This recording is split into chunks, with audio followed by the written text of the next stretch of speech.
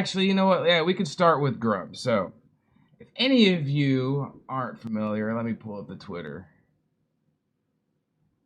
X Grummz. I'll be lazy. We'll go up here. All right, so Grummz is a known Twitter face. He got known because of Gamergate 2. Gamergate period. And how he got known is because he happened to go at Alyssa Mercante and Kotaku, and he just happened to have the right amount of following just to get his message boosted and, you know, posted up with all the other Kotaku criticism. But he started getting traction and clout, and the whole Kotaku defending Sweet Baby Inc. thing, that spiraled into Gamergate 2 and kind of launched a few people's like internet careers. Grummz has been around for a while. He's been around for over a decade, and he's been doing the same thing for over a decade. And the reason why this is relevant is because Grummz is a lolcow. And you could trace that from way back when he was working, what is it, Firefall, the MMO Firefall. What is the MMO Firefall? All right, actually, you know what? There is a YouTube video I could play.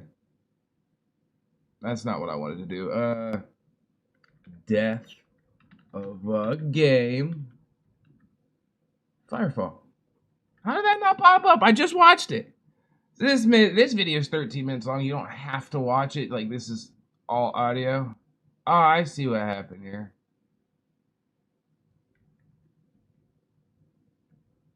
Oh, shit. I messed up. What is going on here? Oh, never mind. I'm messing up with all the graphic stuff. Grummz has a game and it's still in pre-alpha. Yeah, I'm going. Hey, I'm getting to that. Like, the bringing up Grummz, there's a history to him. That's what I meant to get into. Sorry, I kind of lost train of thought. But Grummz is a developer, a game developer. That's how he has so many, like, that's how he's more credible when it comes to this Gamergate 2 stuff and his efforts. But he has let his lolcow tendencies shine through his awesome efforts. And I'm not going to pull up a whole bunch of screenshots of his Twitter. This is a podcast, you know, so I don't want to have too much of a visual aspect, so I'll just talk. But we're going to go through this first because Grummz start is lolcowdom, his purgatory and his shilling on Twitter and for Gamergate, and his fight against these SJWs and DEI and gaming. It started way back when World of Warcraft era. He worked on World of Warcraft, and he actually had a good reputation within World of Warcraft, like the developers and very big fans of WoW. But he branched off to make his own game called Firefall. And this video, Death of a Game by Nerdslayer, shout out to him. He was the YouTuber I was hanging out with and chatting with just as I was getting my start on YouTube, or getting into, like, even the lolcow sector, like, before I even got into Hejazz. But fuck his Discord mods. But this is a 13-minute video, and it's going to cover exactly what happened to Firefall and how Grummz is at fault. Oh, God.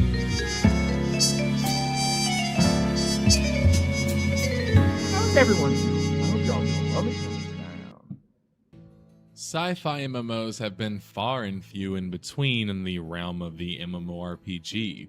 In 2010, you had Global Agenda, a game that failed to capture a larger audience. 4 years later, and you had the launch of Firefall, another sci-fi based MMORPG that focused on its action elements and dynamic world events, with Mark Kern of Blizzard, a former team of fuck! Warcraft. Alright, that's a thing I forgot. This is Grummz. Like, if I need to restart and let you guys listen, that's Grummz. I forgot this has his name in it. But I don't think this video was made 6 years ago, so it's not going to anticipate Grummz being a notable figure on the internet. Failed to capture a larger audience. 4 years later, and you had the launch of Firefall, another sci-fi based MMORPG that focused on its action elements and dynamic world events. With Mark Kern of Blizzard, a former team lead on the World of Warcraft project, and other talents such as Scott Youngblood of Siphon Filter, and Chris Whiteside, a lead producer on Guild Wars. Also, if anybody is curious how that is, or how that's confirmed, Grummz, right here. And if this, like, normally, if this wasn't a stream, I would have censored that out. I would have left the face, but not the name. I don't know. I just feel weird, but my bad, man. But let's back to the video and just discuss how Firefall came to be and Mark Kern's hand in it. And, well, fuck, I did it. I fucked up. All right. I'm high. Wars 1 working on the project at Red 5 Studios. It looked like sci-fi fans could finally rejoice, as a fun, new, and exciting MMORPG experience could potentially capture their imaginations. But Firefall as of 2017 was shut down, and that version of the game was Firefall. Why did it seem to have a constant crisis of identity? And what of Mark Kern and the frankly celebrity-like aura surrounding him? Oh, I completely forgot. This is also important because Grummz is, he does some hilarious Lolcow shit with the promotion of Firefall. I completely forgot why this was super relevant. Alright, so this video has everything I would have covered in an actual video. I wouldn't worry, he's a public figure. I know, but karma, putting that energy out, you know, like, I don't mind people fucking with me and, you know, like, talking shit the way I do about people, but I just wouldn't want someone to say my name when they're talking shit about me, but I apologize for doing it. But let's get back to his bust. I don't want to keep pausing. I like to consider myself a detective, looking for clues, assessing alibis, and studying the evidence to make a conclusion. Sometimes you have to dig quite hard to find the culprit. In the case of Firefall, the culprit entered the house without gloves, bleeding. Videos back in 2007. The initial vision was not so specific, or at least not totally apparent yet. By the way, I think I have something that an employee of Red 5 shits all over Grummz. I think I have something like that. But Red 5 Studios did a recruiting exercise attempting to attract top-level talent. Not much was known of Red 5 Studios' activities between 2007 and 2010. At one point, they had a Shanghai office that closed and resulted in laying off 30 staff.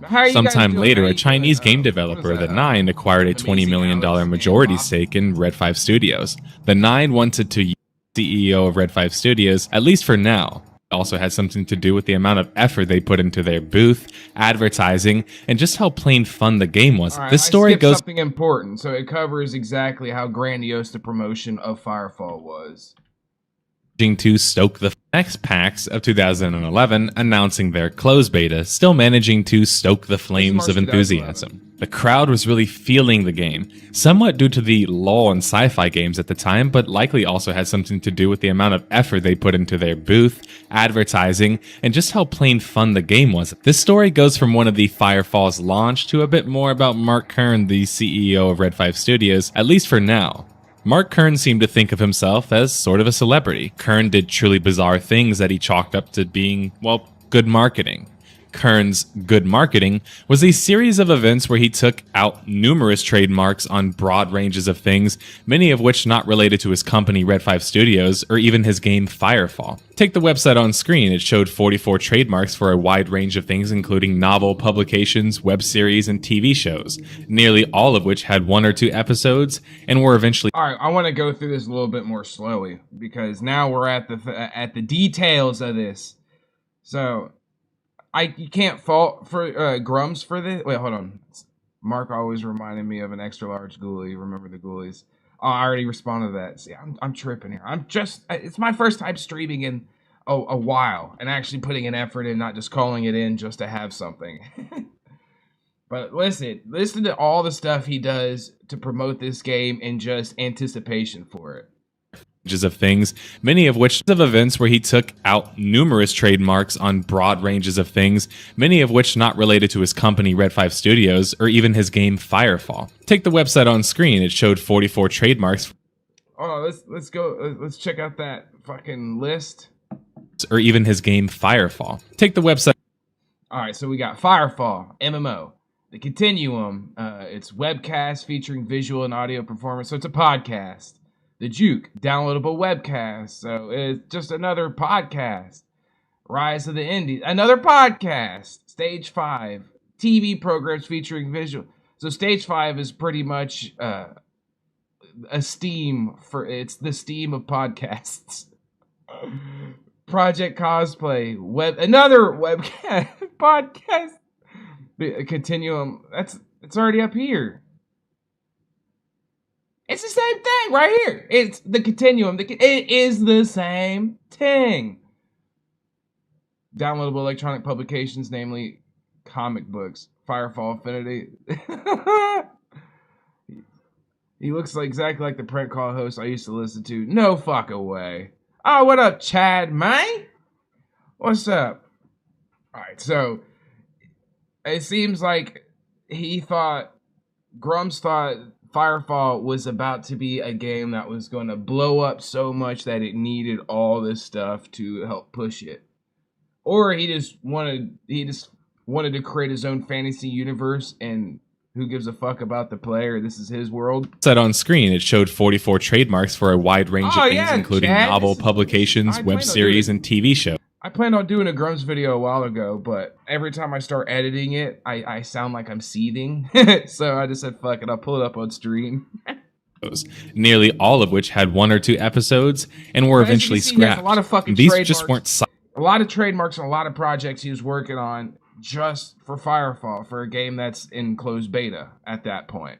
Side projects. Kern put tremendous amount of production and resources into these. What on earth is this music video, for example? Oh, yeah, what does post-apocalyptic have? Hold on, For the Win Team Unicorn? This was for the MMO. Hold on. For the Win Team Unicorn. Let's fucking do it. We're gonna have to do it the getaway. Wait, what is it again? For the Win Team Unicorn. Alright, let's listen to it. For the Win Team Unicorn. This is for Firefall. Mark Kern's MMO.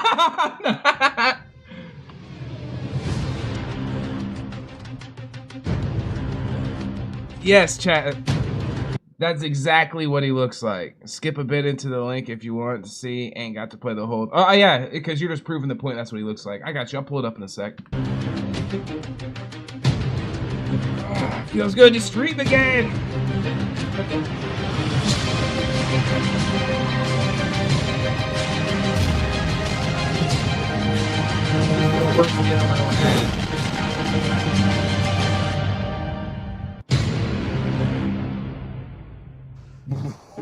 I want fucking music, bro. Nerd Slayer, you said this existed, motherfucker.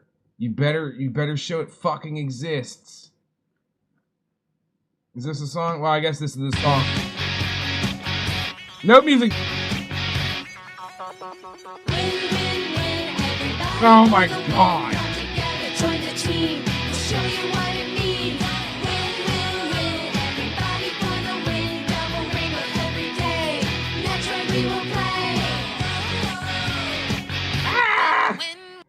This is worse than it should be. Come on, Grummz, why did you do this? I want the music video, though. We're going to get the goddamn music video. Is this it? Team Unicorn. No, he paid these people to make a music video for him. Damn, so that music video is scrubbed. I don't know what Grummz did. Excuse me. I don't know what Grummz did, but that video is gone. Damn, that sucks. I do believe that video exists because it had Weird Al Yankovic, Aisha Tyler. That's the chick from, what is that, Archer? Oh my god. We just need Skull. We just need me. This is the realm. This is the thing I'm pushing. I agree. There needs to be a basement type stream with Skull, but this is gaming related. This is my passion. Oh, what up, Fabio? Have to do with Firefall. Oh, and these two Game of Thrones music videos? My jizz is like baking soda. I can't There ain't no way he commissioned that. make this stuff up. Why was Mark Kern devoting all of this time and money to producing different series that had nothing to do with the game? For advertising? I said it earlier. He's devoting all this time and effort to build the world for himself. This is like a self-fulfilled. This is my fantasy world. I want you guys to help me build it and put it out there so I can live in it. But wait, it gets better. That's what he continued to claim throughout people's criticisms of him and his spending Wait till we habits get on on such his current frivolous MMO. things. Or whatever The ultimate advertising move by Kern came with the Firefall bus. Yeah, Firefall bus. The Firefall bus He spent money on a bus to promote a game that's not even fully fucking like out. Hold on, let me display it. I'll be quiet. The ultimate advertising move by Kern came with the Firefall bus. The Firefall bus. The Firefall bus was to be a mobile marketing LAN center capable of having numerous computer stations with Wi-Fi internet. The bus was rumored to have been as much as $3 million. Kern sent the bus off to West Coast Customs, a rather popular pimp your ride kind of business that did A kind of pimp your ride business? Nerd! Bro! It is the pimp my ride business, dog. extravagant upgrades on cars and bikes. The bus didn't seem to meet the expectations of Kern and crew, though. I would want to ended up missing all. Hold on, Chad, man. I'm not criticizing him for having a cool ass bus like that. The criticism is A, the game's not even like fully out, released, and has a player base to where you're pushing your competitive scene hard. Like, you know, this is something you do when you're pushing your competitive scene after the game's released and established. You're not going to spend a whole bunch of money on this while your game needs funds to survive and continue development, and to maybe hire in some better employees, some, you know, people that could push your project to where it should be. But instead, he just focused on a little, hey guys, come play my game with me. Come look at my game. Come play my game with me. Yeah, West Coast Customs does do shady work. That whole Pimp My Ride show was shady. People would get bum-ass cars that weren't even fixed. They just aesthetically looked better, but they still ran like shit or would break down. Or if they did fix up the car, it would still break, and it would just be, it's shitty work. Like, their electronic work and stuff is good. Their paneling, their sprays, all that is sick. But it's, like, a lot of their customs are impractical, and it just ends up with your vehicle just fucking dying sooner than it should. In my opinion, from when I looked into it. All major premieres and being parked in a warehouse somewhere collecting dust. Not only was this bus a colossal waste of time and money, it also demonstrated how allergic to criticism Mark Kern was, as he took to Twitter to berate everyone who had something bad to say about the infamous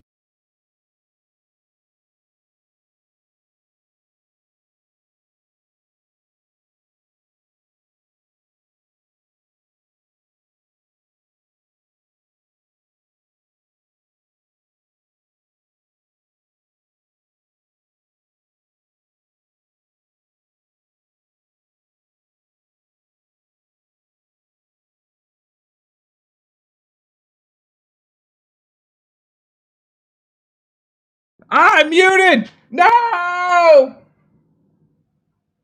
No! No! Mark Kern. So I was saying, you guys could no!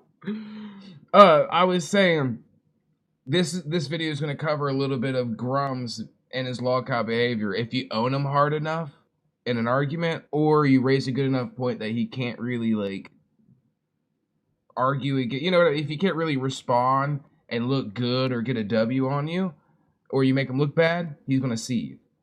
And I forgot this video covered that. Was, as he took to Twitter to berate everyone who had something bad to say about the infamous bus. The bad news is, this wasn't an isolated instance for Kern. Even amongst his own development team at Red 5, they seemed to both fear and dislike Mark, at the same time. Brutal Whimsy, the inside guy at Red 5 Studios, posted a quite complete account of a number of Red 5 and Firefall failings. One of the most impactful things that he highlighted was eyewitness accounts of Mark Kern and his failings as a leader. He would swoop in one afternoon and berate a series of features teams had spent months on, declaring they'd begin again and listen to what he told them to do. He'd be back in a few days to see if it was done. This crushed morale and forced people into spontaneous, isolated crunch mode.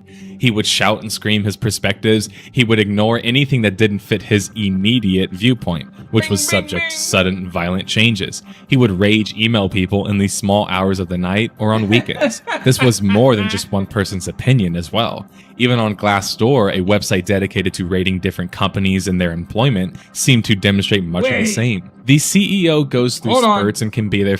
Glassdoor. Can I look this up?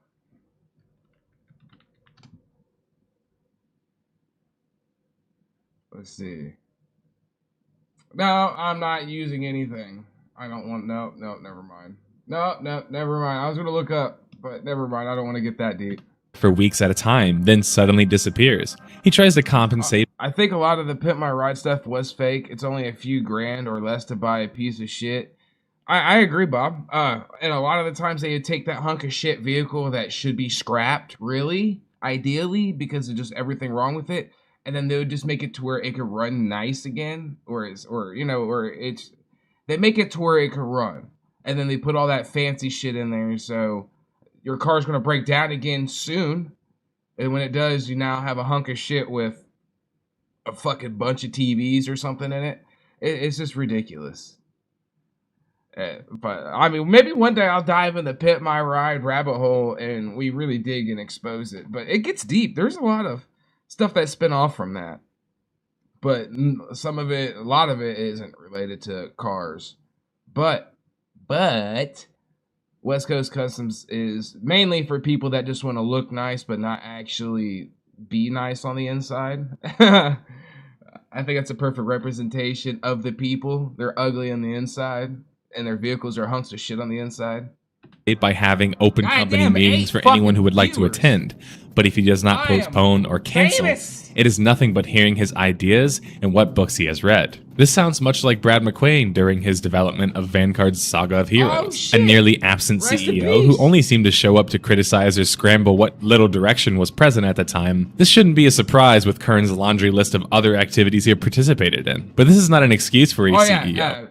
This kind of mentions Grummz's Grummz is all about the gamer, like at least that's what he says, and it's been proven on the internet. He's been an activist for years, like he's even back in the World of Warcraft days, and he was respected back then for it though.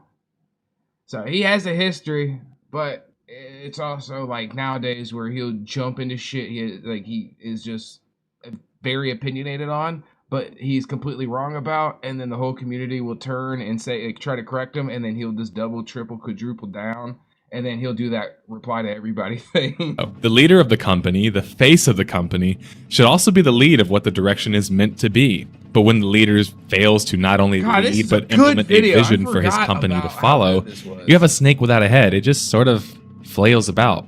Well, at least you have a dev team who's pretty self-sufficient, which is not always common.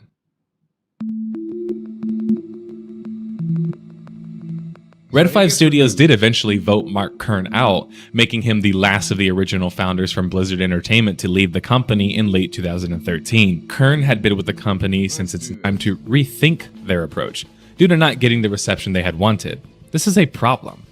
So, not long after the game's launched, they're shutting down PvP. Like, what is that date? Shit, I skipped it too far ahead. 2012, it launched in 2011, or they had their betas in 2011. Like $1 million prize pool for their esports. Nothing ever came of that $1 million, or really the esports portion of Firefall. Instead, they decided to shut. He makes a fucking bus, releases a game, and then tries to push this esports shit super hard. He's doing everything backwards in this. God damn. No wonder this game failed. Down the PvP portion of Firefall during its closed beta. Red 5 wanted time to rethink their approach, due to not getting the reception they had wanted. This is a Firefall looked like not only is it often not a good idea to make a game esports from the beginning, as you need to focus on the game being fun and scalable first. Putting this immense amount of monetary pressure through a $1 million prize pool also isn't a good idea. Yeah, I think that's all. The rest of it just covers through like his team saying he's a spaz. He lashes out. People were like scared to be around him. Some of his employees were like, yeah, people would have like anxiety attacks when he was nearby because of how he acted and behaved. But that was Firefall. Now, after the death of Firefall, he decided to try to make a spiritual successor to Firefall called Ember, MMO. It's an MMORPG originally. Let's see. Can I find the original Ember? No! What is it? Announcement? Maybe? But he tried to make another MMO. And it was like a third-person shooter MMO type of deal. I don't think I can find the OG videos. I can't find anything from back when I first looked into all this. Like, when I first looked into Ember. God, wait a minute. Here's the MMO aspect. So this, alright, so here is when it tried to be like, it's like, imagine Warframe, but an MMORPG. That's what this was going for. It was trying to make Warframe MMORPG, which kind of is a spiritual successor to Firefall. Like, it's a lot of games. But here is what he started working on. Not long after Firefall failed.